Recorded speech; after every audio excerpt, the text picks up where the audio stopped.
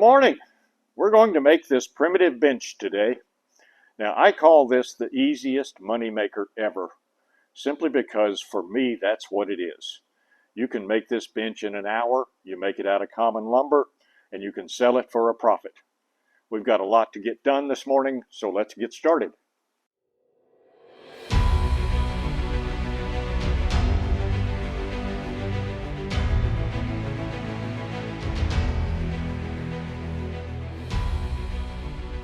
All you need for this project is one 8-foot 2x10 and about 4 feet of a 2x6.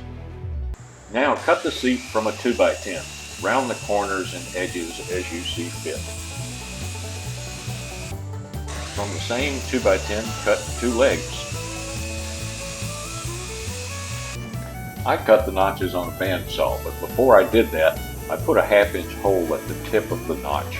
That just makes the bottom of the notch cleaner and a little easier to cut.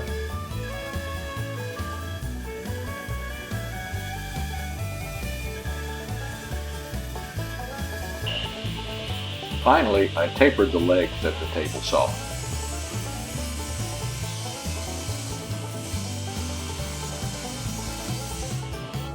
The last piece to cut is the stretcher. It's a 36.5-inch long piece of a 2x6. Now drill and countersink all those holes. Give everything a good sanding, but don't sand too aggressively. Most wood comes from the lumberyard with ripples in the surface. If you want the primitive look, leave those ripples in place. They become a feature when we do the finishing. Make sure the stretcher is centered on the legs and square. Then screw the legs and stretcher together using 3-inch deck screws. Now flip the legs over, put the seat in place, and fasten it all together with 3-inch deck screws.